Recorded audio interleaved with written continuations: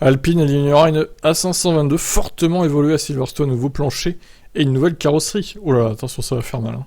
Ah, c'est sous forme d'interview, ça va être un peu chiant. Bon, ça va, c'est pas très long.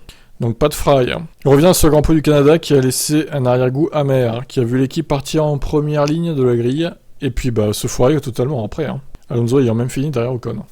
Quels sont les principaux éléments à prendre en compte pour affronter Silverstone? Silverstone est un circuit fantastique pour la F1, car la majorité de ses virages, ô combien célèbres, comme Copse, Beckett, Maggots, sont négociés à grande vitesse, ce qui est grisant pour les pilotes comme pour les spectateurs.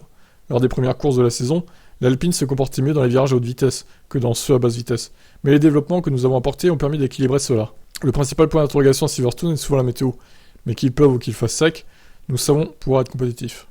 L'équipe apportera-t-elle des évos à Silverstone? Tout le monde Enstone a travaillé très dur pour produire et livrer à temps pour cette course un package d'amélioration assez important qui comprend un nouveau plancher et une nouvelle carrosserie. L'équipe a fait un gros effort pour préparer cet évo.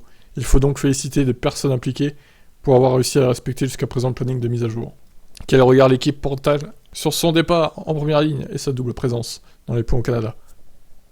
C'est une bonne chose d'avoir marqué 10 points au Canada, mais la principale leçon à retenir, c'est combien il est important d'avoir une voiture fiable. Malheureusement, Fernando a rencontré deux soucis en course.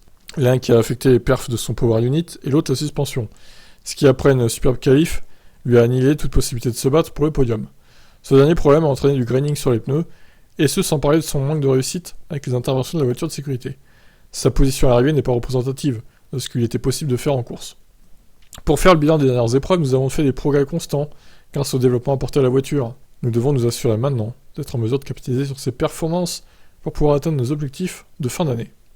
Et ben voilà, écoutez, on verra ce que ça donne ces évolutions pour Alpine à Silverstone. Tout le monde a apporté pas mal d'évos, j'ai l'impression. Mais est-ce que certaines évos seront mieux que d'autres? C'est à voir. Ciao.